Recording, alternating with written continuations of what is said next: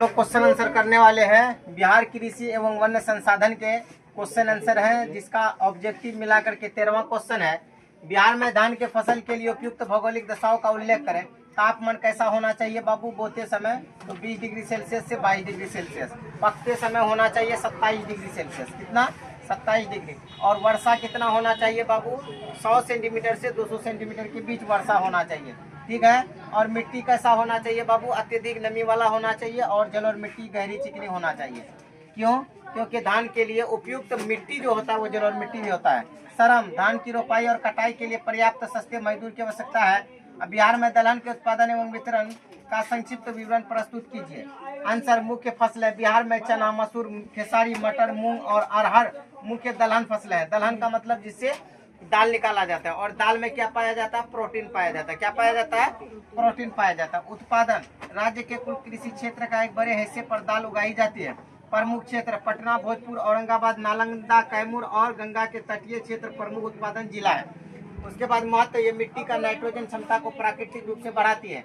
15 number question आपका क्या है? कृषि बिहार की अर्थव्यवस्था की रीढ़ है, इस कथन की व्याख्या कीजिए। रोजगार, बिहार की लगभग 70 से 80% आबादी प्रत्यक्ष या अप्रत्यक्ष रूप से कृषि पर निर्भर है।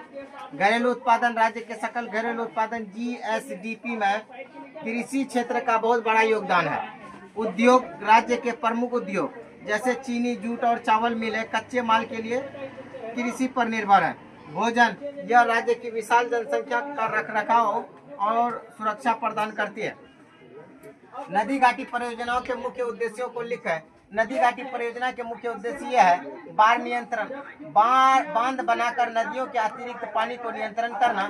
सिंचाई, नहरों के माध्यम से सूखे क्षेत्रों तक पानी पहुंचाना। जल विद्युत उत्पादन, पानी के तेज बहाव से बिजली तैयार करना। अन्य लाभ, मत्स्य पालन, मृदा अपरदन को रोकना और पर्यटन को बढ़ावा देना। बिहार के नहरों के विकास से संबंधित समस्याओं को लिखिए। बिहार के नहरों से संबंधित समस्या निम्न है।